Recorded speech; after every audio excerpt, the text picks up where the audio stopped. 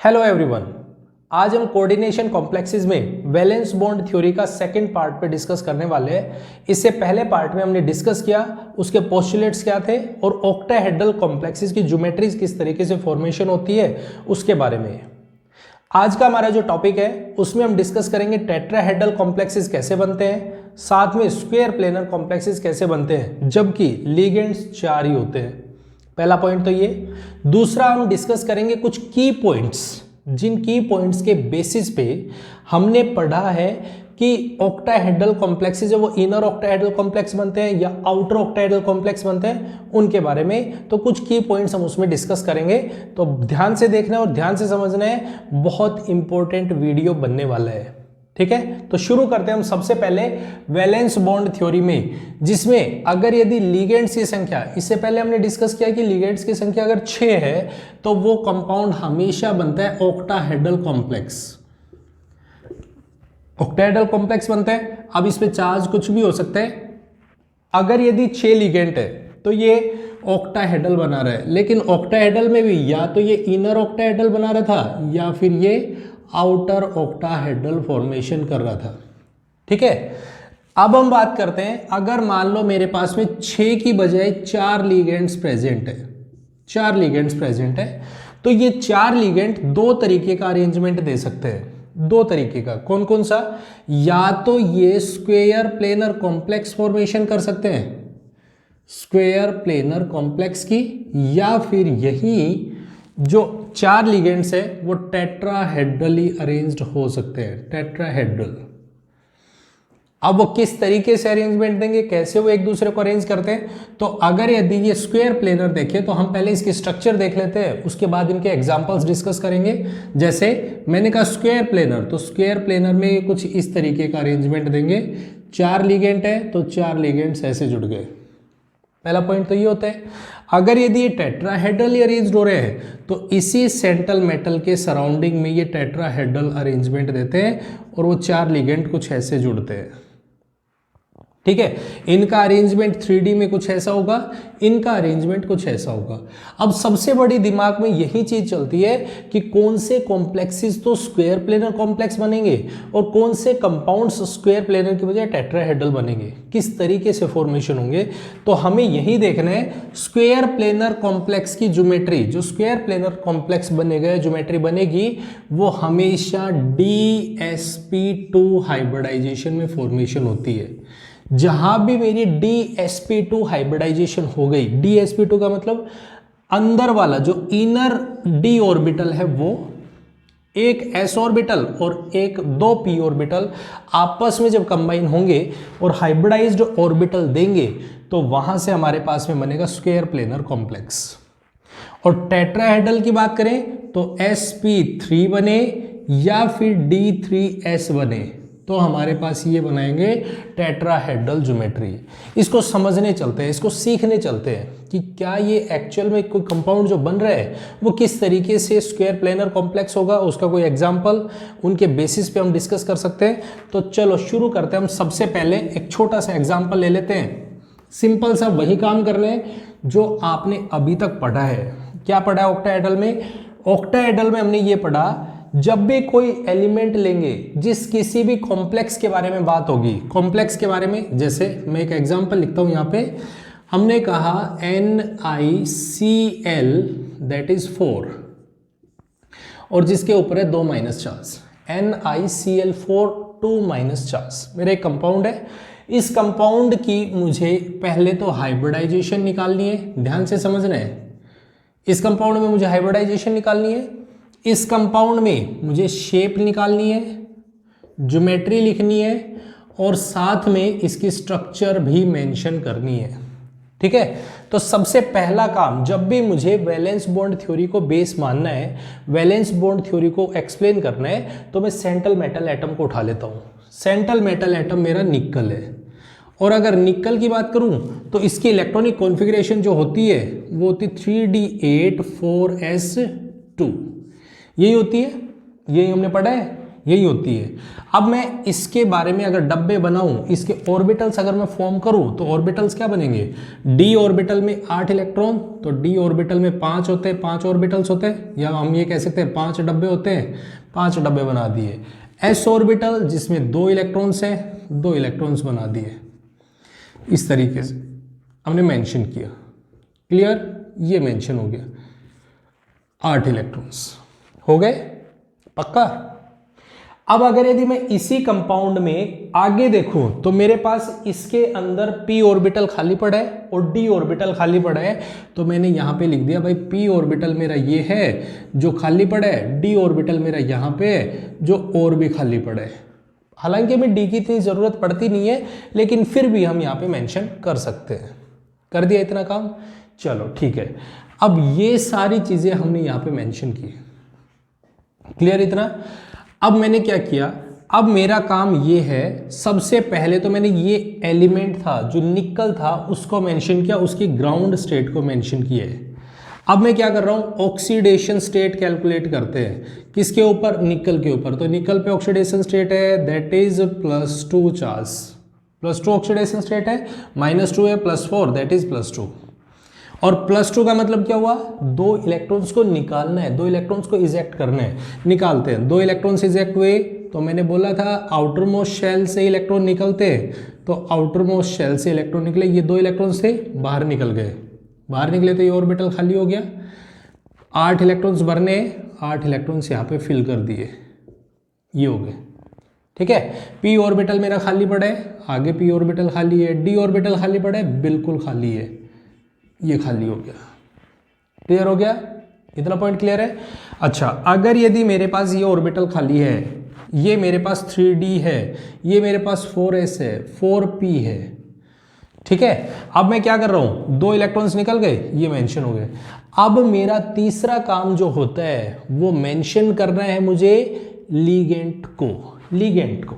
Ligand क्या है, ligand मेरा Cl है, और Cl कैसा होता है, तो हम कहेंगे वीक लीगेंट होता है। और अगर वीक लीगेंट है तो क्या वो पेयर करवाएगा, बिल्कुल नहीं, मतलब ये पेयर नहीं करवाएगा। और जब पेयरिंग नहीं होगी तो ये इलेक्ट्रॉन इसमें फ्री पड़े रहेंगे, फ्री पड़े रहेंगे, पक्का। और अगर यदि फ्री हो गए तो इसका मतलब इसके अंदर d ऑर्बिटल खाली है क्या, नहीं, बिल्कुल खाली नहीं है, तो ये खाली है।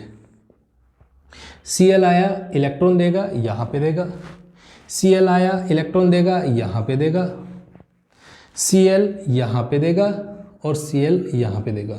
ध्यान से देखें तो मेरे पास यहाँ पे बन रही है हाइब्रिडाइजेशन, क्या, s ऑर्बिटल 3p के ऑर्बिटल, तो मेरी हाइब्रिडाइजेशन बन गई sp3 हाइब्रिडाइजेशन। क्या बन गया, sp3 हाइब्रिडाइजेशन, पक्का, ये बना। और मैंने बोला अगर हाइब्रिडाइजेशन हमारी sp3 बनती है, sp3, तो वहां पे शेप क्या होती है, टेट्राहेड्रल ही तो शेप होती है, और टेट्राहेड्रल ज्योमेट्री होती है, टेट्राहेड्रल शेप होती है, tetrahedral hybridization that is sp3। Geometry मेरे पास टेट्राहेड्रल, शेप टेट्राहेड्रल, कैसी, तो हम कह देंगे निकल और वो 4 क्लोरीन को जोड़ के बैठे है, क्लोरीन क्लोरीन क्लोरीन और क्लोरीन, तो हमारे पास में ये कॉम्प्लेक्स बना। और इसके ऊपर चार्ज कितने हैं, तो हम कह देंगे 2 माइनस चार्ज है, तो 2 माइनस, दैट्स ऑल। क्लियर हो गया, एकदम क्लियर है। तो हमारे पास इस तरीके से हमने ये बनाया। अच्छा, ये पैरामैग्नेटिक है, डायमैग्नेटिक है, तो हम कहेंगे 2 इलेक्ट्रॉन्स अनपेयर्ड पड़े हैं, अनपेयर्ड इलेक्ट्रॉन्स हैं, that means this is paramagnetic, this is paramagnetic. Dipole moment पूछेगा तो डाइपोल मोमेंट होता है √n × n + 2। अनपेयर्ड इलेक्ट्रॉन्स कितने, 1 2 2 है, तो 2 × 2 + 2 अंडर रूट कर दिया। यहाँ से हमारे पास में मैग्नेटिक मोमेंट आ गया। इसका किस तरीके से हम कैलकुलेट करें, हालांकि मैग्नेटिक मोमेंट की एक और छोटी सी ट्रिक होगी जिसमें मैं इसको इंक्लूड करूंगा। मैग्नेटिक मोमेंट किस तरीके से कैलकुलेट करें या सीधा आप बना सकते हो, ठीक है। चलो, ये था। अगर मान लो मैं दूसरा कोई एक और कॉम्प्लेक्स लेता हूं, कंपाउंड मेरा यही है, कंपाउंड मेरा यही है, बस इसमें मैं थोड़ा सा चेंज करता हूं, और वो चेंज ये कर दिया मैंने कि निकल को मैंने अटैच कर दिया साइनाइड के साथ में। ध्यान से समझना अब इस चीज को, ध्यान से समझेंगे, ध्यान से देखेंगे। NiCN दैट इज 4 और ये हो गया मेरा 2 माइनस चार्ज।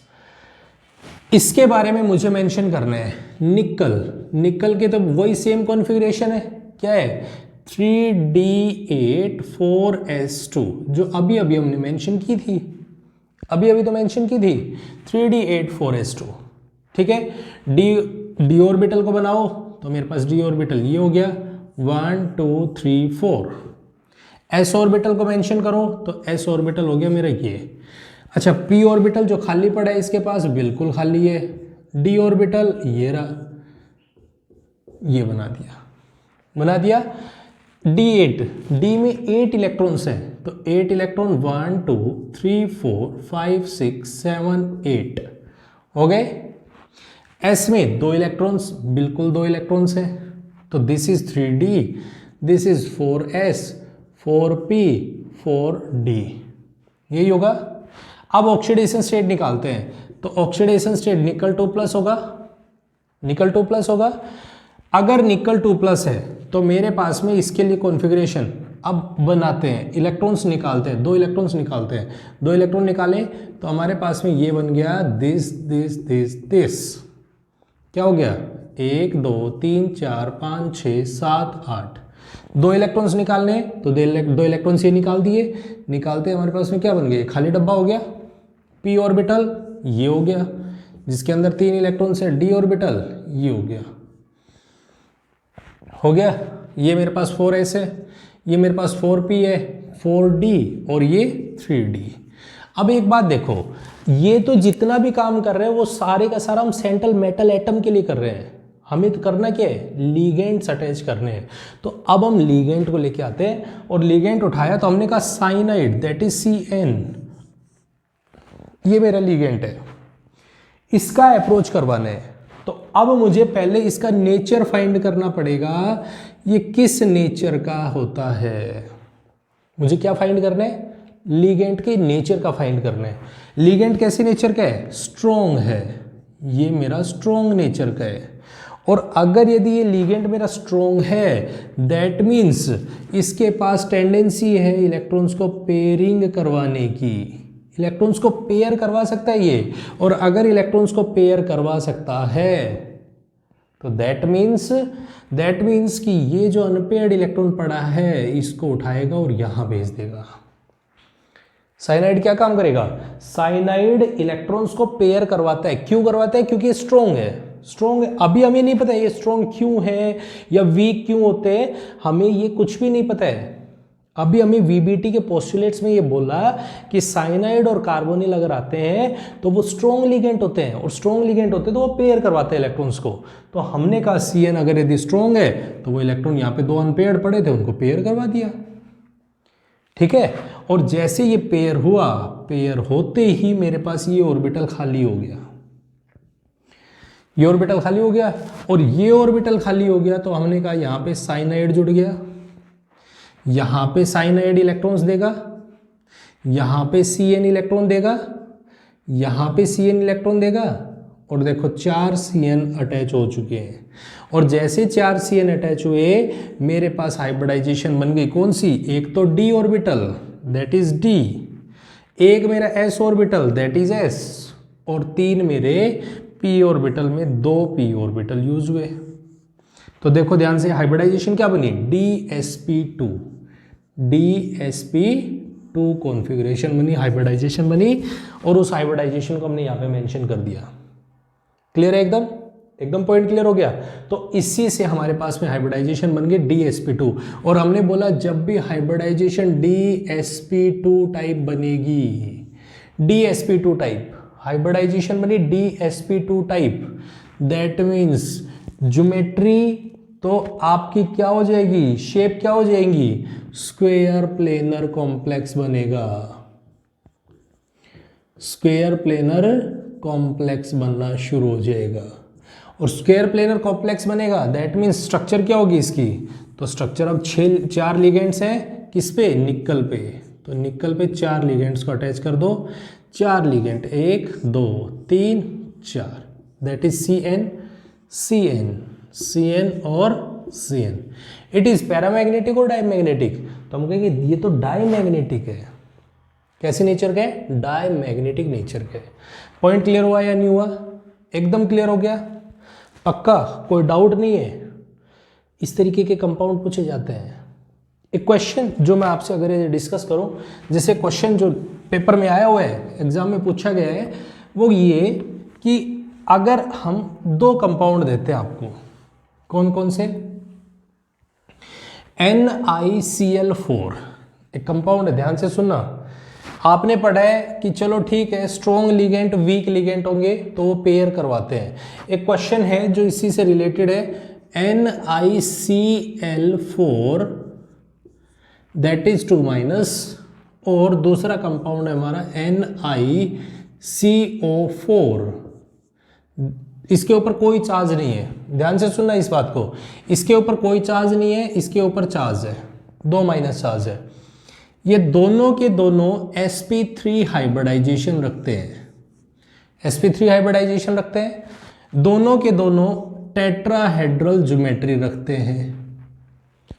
ध्यान से समझना, ये भी मेरे पास sp3 हाइब्रिडाइजेशन है, ये भी sp3 हाइब्रिडाइजेशन है, ये भी टेट्राहेड्रल ज्योमेट्री और ये भी टेट्राहेड्रल, दोनों के दोनों। लेकिन ये पैरामैग्नेटिक होता है और ये वाला डायमैग्नेटिक होता है, ये वाला डायमैग्नेटिक होता है। एक्सप्लेन करना है क्यों होता है, ये डायमैग्नेटिक क्यों होता है, ये पैरामैग्नेटिक क्यों होता है। तो हम इसको किससे बनाएंगे? VBT के थ्रू। NiCl4 तो अभी हमने बनाया है कि भाई वो पैरामैग्नेटिक होता है। NiCO4 को और बना के देख लेते हैं, NiCO4 डायमैग्नेटिक क्यों होता है, किस वजह से ये डायमैग्नेटिक है, या ये टेट्राहेड्रल होगा या फिर स्क्वायर प्लेनर कॉम्प्लेक्स होगा, क्यों होता है। ठीक है, देखो NiCO4 ये हमने कंपाउंड लिया, निकल है तो निकल को ले लीजिए, निकल that is 3D8 4s2। Compound तो हम कोई सा भी ले सकते हैं, किसी भी कॉम्प्लेक्स को हम फॉर्मेशन कर सकते हैं, वो आपकी चॉइस होगी। हमने निकल को उठाया हुआ है क्योंकि ये कंपाउंड है, भाई कंपाउंड ले रखे हैं तो इसीलिए हमने इसको सॉल्व कर रहे हैं। बाकी आप कोई भी एलिमेंट ले सकते हो, सेंट्रल एटम में वही सेम रूल अप्लाई करना है जो आप बार बार यूज करते आ रहे हो। ठीक है, मैंने निकल लिया 3D8 4s2, तो 3D, D में 8 इलेक्ट्रॉन्स हैं, D में 8 इलेक्ट्रॉन्स है, बिल्कुल 8 इलेक्ट्रॉन्स है, इनको फिल कर दो। उसके बाद S में 2 इलेक्ट्रॉन्स हैं, 2 इलेक्ट्रॉन्स फिल कर दिए। P ऑर्बिटल आपका खाली पड़ा आगे और D ऑर्बिटल आपका और आगे खाली पड़ा है। ठीक है, ये हमने मेंशन किया। D8, D में 8 इलेक्ट्रॉन्स,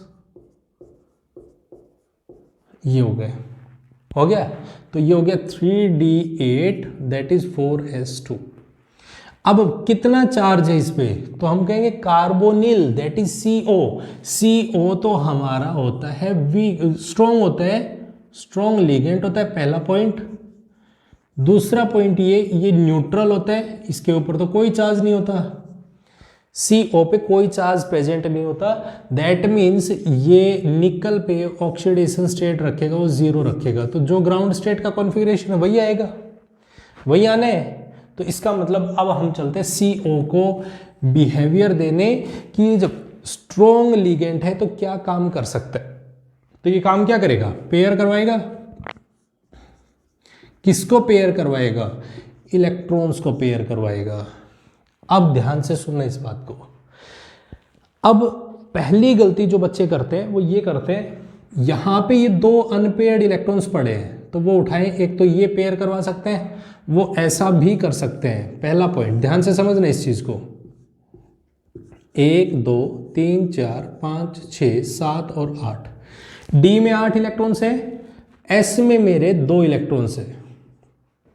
ठीक है, पहला पॉइंट तो वो ये कर सकते हैं कि भाई ये पेयर, देखो ये अनपेयर्ड है दोनों के दोनों, तो इनको उठाएं और पेयर करवा दें और वो ऐसे लिख दें 1 2 3 4 5 6 7 8। D ऑर्बिटल तो हो गया खाली, लेकिन बीच में जो S ऑर्बिटल था वो अभी भी एज इट इज है, उसके ऊपर कोई इफेक्ट नहीं पड़ा, अभी भी उसके अंदर 2 इलेक्ट्रॉन्स प्रेजेंट हैं। मतलब ये कि s ऑर्बिटल से तो इलेक्ट्रॉन हिला ही नहीं अभी कहीं। s ऑर्बिटल जो आप हाइब्रिडाइजेशन में यूज करना चाह रहे हो वो तो अभी भी भरा हुआ है, अभी भी फील्ड है। तो हमें क्या करना है, इसको करेक्ट ऑर्डर में अरेंज करना है। ये गलत है, ऐसे नहीं करना है आपको। इलेक्ट्रॉन्स को पेयर करवाओगे बिल्कुल, लेकिन इसका ऑर्बिटल का इलेक्ट्रॉन उठाओ, इस ऑर्बिटल का इलेक्ट्रॉन उठाओ और इसके अंदर फिल करो। जब आप फिल करोगे तो आपको पता चलेगा यहाँ पे d ऑर्बिटल है, वो कुछ ऐसा बन चुका है, पूरी तरीके से फिल्ड हो चुका है, पूरी तरीके से। ये 2 इलेक्ट्रॉन्स थे वो निकल गए तो ये खाली हो गया। p ऑर्बिटल मेरा आगे खाली पड़ा है और d ऑर्बिटल मेरा और आगे खाली पड़ा है। तो ये हो गया मेरा 1 2 3 4 कार्बोनिल जुड़े, CO CO CO and CO, चारों के चारों ऑर्बिटल्स भर चुके हैं। That means hybridization is sp3। हुआ या नहीं हुआ? इस चीज की गलती नहीं करनी है, ये गलती करोगे, बहुत ज्यादा चांसेस है गलती करोगे, लेकिन गलती करनी नहीं है। क्लियर है एकदम कोई डाउट तो नहीं है इस चीज में? तो ये था हमारा पहला पॉइंट जो हमने समझा कि भाई ये पैरामैग्नेटिक है डायमैग्नेट, तो हम कहेंगे सारे इलेक्ट्रॉन्स पेयर्ड है तो इट इज डायमैग्नेटिक। ठीक है, सारे पेयर्ड हो गए इलेक्ट्रॉन्स और पेयर्ड हो गए तो ये डायमैग्नेटिक है। क्लियर है एकदम? चलो अब हम इससे समझते हैं कुछ छोटे छोटे पॉइंट्स। बहुत सारी चीजें, बहुत सारे एग्जाम्पल्स बनते हैं जिनके अंदर ये बोला जाता है ये इनर ऑक्टाहेड्रल कॉम्प्लेक्स है, ये आउटर ऑक्टाहेड्रल कॉम्प्लेक्स बनेगा, या कब हमारे पास में इनर और ऑक्टाहेड्रल दोनों की पॉसिबिलिटीज है, उनको समझते हैं। ऑक्टाहेड्रल से रिलेटेड और टेट्राहेड्रल ज्योमेट्री से रिलेटेड कुछ की पॉइंट्स को समझने की कोशिश करते हैं, जिनके बेसिस पे हम डायरेक्टली कोई क्वेश्चन देखें तो उससे हम आइडिया लगा सकते हैं कि कौन सा इनर ऑक्टाहेड्रल कॉम्प्लेक्स बनेगा और कौन सा आउटर ऑक्टाहेड्रल कॉम्प्लेक्स बनेगा। ठीक है, शुरू करते हैं। सबसे पहले अगर यदि मैं बात करूं मेरे पास d ऑर्बिटल्स की, तो d1 d1 d2 d3, ध्यान से समझना अब इस चीज को। d1 d2 d3, जब भी मेरा कोई भी कंपाउंड होगा उस कंपाउंड के अंदर d ऑर्बिटल प्रेजेंट होगा, और d ऑर्बिटल प्रेजेंट है। जब हम उसको ग्राउंड स्टेट मेंशन करेंगे तो उससे पहले तो उसमें 4s भी होगा। भाई s इलेक्ट्रॉन भी प्रेजेंट होंगे, 2 हो सकते हैं, 3 हो सकते हैं, 4 हो सकते हैं, जो भी हो सकते हैं वो इलेक्ट्रॉन्स प्रेजेंट हो सकते हैं। ठीक है, जब ग्राउंड स्टेट में s इलेक्ट्रॉन्स थे तब तो हमें कोई फर्क नहीं पड़ रहा, लेकिन जब हम उसको एक्साइटेड स्टेट देखेंगे, एक्साइटेड स्टेट का मतलब चार्ज्ड स्टेट, जब हम उसकी ऑक्सीडेशन स्टेट निकाल चुके हैं उसके बाद उसमें जो भी चार्ज था, जो इलेक्ट्रॉन्स थे इजेक्ट करने के बाद में, ध्यान से सुनना इस बात को मैं जो बोल रहा हूँ, मैंने बोला है जो इलेक्ट्रॉन्स निकलने थे ऑक्सीडेशन स्टेट के बाद, ऑक्सीडेशन स्टेट कैलकुलेट करने के बाद जो भी कॉन्फ़िगरेशन बनेगी उसके अंदर अगर D में एक इलेक्ट्रॉन प्रेजेंट है, D में एक इलेक्ट्रॉन, ध्यान से समझना, D में एक इलेक्ट्रॉन प्रेजेंट है और 6 लिगेंड्स जुड़े हैं, तो एक इलेक्ट्रॉन यहां पे आएगा तो D ऑर्बिटल खाली पड़ा है पहले से ही। अगर 2 इलेक्ट्रॉन्स हैं तो मेरे पास 2 ऑर्बिटल्स हैं, 1 2। अगर 3 इलेक्ट्रॉन्स हैं तो 3 ऑर्बिटल्स हैं जो भरे हैं, 1 2 3। d1 d2 d3 तक, d1 d2 d3, अगर इनके रिलेटेड कोई भी कंपाउंड आते हैं, इनसे रिलेटेड कोई भी कंपाउंड आते हैं, जैसे मैं कह दूं मान लो Sc स्कैंडियम से रिलेटेड है, ScNH3 का होल 6 और चार्ज इस पे 2 पॉजिटिव, मान लो मैंने ये दे दिया। मैंने एक कंपाउंड लिया, जैसे मैंने कहा टाइटेनियम NH3 का होल 6, H2O ले लेते हैं यहाँ पे, NH3 की बजाय H2O ले लिया, H2O का होल 6 3 पॉजिटिव चार्ज। तो ये भी देखो टाइटेनियम वैसे तो होता है 22 होते हैं और वो होता है 4s2 3d2, 3 पॉजिटिव चार्ज है। 3 पॉजिटिव का मतलब 2 इलेक्ट्रॉन यहाँ से 1 इलेक्ट्रॉन यहाँ से, तो ये भी D1 बना और ये भी D1 बना है। ठीक है, तो अगर यदि D1 है या किसी की कॉन्फ़िगरेशन D2 बन रही है या D3 बन रही है, मैंने इस पे चार्ज ले लिया दो पॉजिटिव ले लिया, तो ये D2 बन गया। ठीक है, अगर कोई भी कॉम्प्लेक्सेस ऐसे हैं जिनके अंदर D1, D2, D3 कॉन्फ़िगरेशन बन रही है, मेंशन्ड है, तो ये हमेशा के लिए इनर ऑक्टाहेड्रल कॉम्प्लेक्स बनाते हैं। ऑक्टाहेड्रल कॉम्प्लेक्सेस हमेशा इनर ऑक्टाहेड्रल कॉम्प्लेक्स बनाएंगे। 6 लिगेंड्स जुड़े हैं तो वो हमेशा इनर ऑक्टाहेड्रल कॉम्प्लेक्स बनाएंगे। क्लियर, एकदम क्लियर। तो ये बनते हैं इनर ऑक्टाहेड्रल कॉम्प्लेक्स। अगर मैं बात करता हूं D8, D9 और D10, D8, D9, D10, अगर हम इनकी बात करते हैं, चाहे स्ट्रॉन्ग लिगेंड हो चाहे वीक लिगेंड हो, यहां पे भी स्ट्रॉन्ग और वीक काम नहीं करते लिगेंड्स। स्ट्रॉन्ग और वीक लिगेंड कोई पेयर करवाने की जरूरत नहीं है, ना कोई स्ट्रॉन्ग है ना कोई वीक है, सब नॉर्मल है यहाँ पे। अगर D8 बन रहा है, D9 बन रहा है, D10 बन रहा है, तो ये हमेशा आउटर ऑक्टाहेड्रल कॉम्प्लेक्स फॉर्मेशन करते हैं, हमेशा आउटर ऑक्टाहेड्रल कॉम्प्लेक्स की फॉर्मेशन करेंगे। इनके पास भी कोई स्ट्रॉन्ग नहीं है और कोई वीक लिगेंड काम नहीं है, कोई मतलब नहीं है कि कोई वीक आएगा तो ये पेयर नहीं होंगे या स्ट्रॉन्ग आएगा तो पेयर करेंगे, कोई दिक्कत नहीं है। अब बिना देखे आप उसको आउटर ऑक्टाहेड्रल कॉम्प्लेक्स बनाओगे कब? जब वो 6 लिगेंड्स जुड़े हैं, तो बिना देखे आप आउटर ऑक्टाहेड्रल कॉम्प्लेक्स बना सकते हो। बात क्लियर है? एकदम क्लियर हो गया। इनर कौन बनाएगा? जब D1, D2, D3 होगा। आउटर कब बनेगा? जब वो D8, D9, D10 होगा। मतलब 6 ऑर्बिटल्स तो खत्म ही हो गए, 6 कंपोनेंट खत्म ही हो गए, और इनसे ढेर सारे एग्जाम्पल्स बन सकते हैं, ढेर सारे। बात करते हैं अब हमारे पास 2 की। 2 कॉम्प्लेक्सेस में, 2 टाइप के एलिमेंट्स में कौन कौन से? जहां पे हमारे पास D4 है, D5 है, D6 है, D7 है। D4, D5, D6, D7, ये जो हमारे ऑर्बिटल्स है, इन ऑर्बिटल्स के अंदर हमारे पास स्ट्रॉन्ग काम करेगा और वीक काम करेगा। भाई स्ट्रॉन्ग लिगेंड भी हो सकता है, वीक लिगेंड भी हो सकते हैं। इस जगह पे हमारे पास में आउटर भी बन सकता है और इनर ऑक्टाहेड्रल कॉम्प्लेक्स भी बन सकते हैं। वो सारी की सारी चीज़ें उनके ऑक्सीडेशन स्टेट के साथ में वेरी करेंगी, ऑक्सीडेशन स्टेट पे डिपेंड करेंगी। ऑक्सीडेशन स्टेट उनकी कितनी है, वो स्ट्रॉन्ग लिगेंड है, वो वीक लिगेंड है, वो इलेक्ट्रॉन पेयर हो रहे हैं या नहीं हो रहे हैं, वो सारे का सारा हमारे पास यहाँ पे फैक्टर डिपेंड करता है। तो सबसे इंपॉर्टेंट और सबसे पहला पॉइंट आपको ये ध्यान रखना है, अगर यदि इन कॉम्प्लेक्सेस के पास आता है, इनकी बात आती है, कोई भी कॉम्प्लेक्स है जो D4 रखता है, D4 देखो ध्यान से, अगर यदि मैं बनाऊं यहाँ पे D4 का मतलब 4 इलेक्ट्रॉन है D में, 4 इलेक्ट्रॉन्स है। अगर यदि वो वीक लिगेंड है तो वो पेयर नहीं करवाएगा, फिर तो एक ही ऑर्बिटल खाली हुआ। अगर यदि वो स्ट्रॉन्ग हुआ तो स्ट्रॉन्ग होते वो पेयर करवा देगा, इसको पेयर करवाएगा तो फिर ये भी खाली हो गया। इसका मतलब स्ट्रॉन्ग लिगेंड और वीक लिगेंड के केस में आउटर और इनर ऑक्टाहेड्रल कॉम्प्लेक्स बन सकते हैं, लेकिन वो कहाँ पे देखोगे? वो देखो आप D4, D5, D6, D7 में। अगर यदि वो D1, D2, D3 है तब तो आप सीधा यूज़ करो, D8, D9, D10 है तो आप सीधा यूज़ करो आउटर ऑक्टाहेड्रल कॉम्प्लेक्स। लेकिन अगर इनकी रेंज में आते हैं तो आपको वहाँ पे चेक करना पड़ेगा कि वो कौन से कॉम्प्लेक्स होंगे।